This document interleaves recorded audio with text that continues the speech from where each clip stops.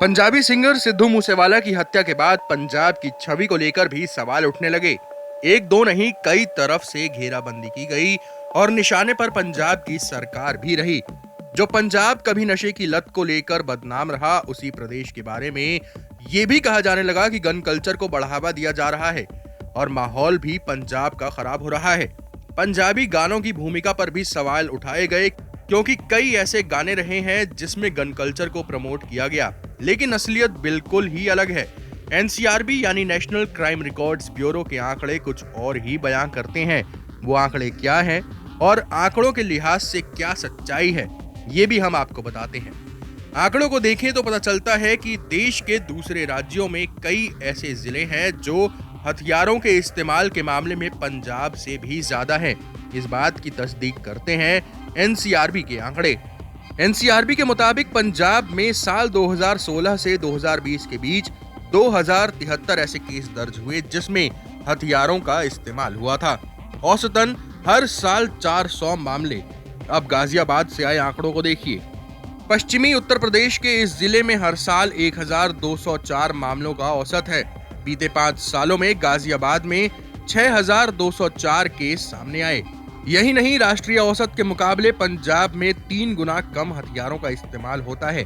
देश की प्रति 1 लाख की आबादी पर एवरेज 4.8 हथियारों के इस्तेमाल के मामले हैं, जो कि पंजाब में 1.4 आता है।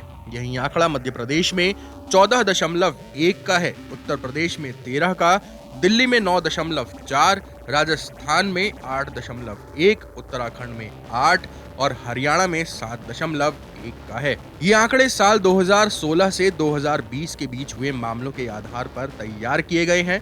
हथियारों के इस्तेमाल के मामले में मध्य प्रदेश टॉप पर है। यहाँ पर प्रति 1 लाख की आबादी पर औसतन 14 केस हर साल आते हैं।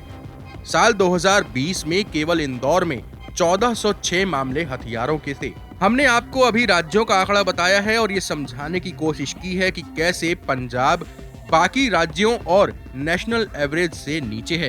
अब बताते हैं कि कैसे कुछ जिले इस देश के हैं जहां पर पूरे पंजाब के मुकाबले भी ज्यादा मामले आते हैं।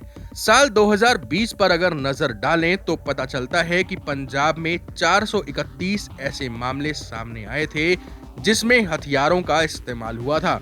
वहीं यूपी के शाहजहांपुर जिले में इसी दौरान 1570 मामले आए थे। मध्य प्रदेश के इंदौर में 1556 मामले, मेरठ में 1522, बुलंदशहर में 1475, गाजियाबाद में 1334 मामले सामने आए थे। ये सारे आंकड़े एनसीआरबी के हैं। अब आप खुद समझने की कोशिश करिए कि आंकड़ों के लिहाज से पंजाब में कितना हथियारों का इस्तेमाल हो रहा है, साथ ही देश के दूसरे इलाकों में क्या हालात हैं। अब सवाल ये है कि पंजाब को गन कल्चर के लिए बदनाम तो नहीं किया जाता, वो भी बगैर जाने समझे, क्योंकि आंकड़े तो कुछ और ही कहते हैं। हालांकि पंजाबी पॉप स्टार सिद्धू मूसेवाला की हत्या ने सवाल तो उठाई ही हैं, और ये भी सच है कि पंजाबी गानों में गन कल्चर को प्रमोट किया जाता है। Times now Navbharat digital originals की रिपोर्ट।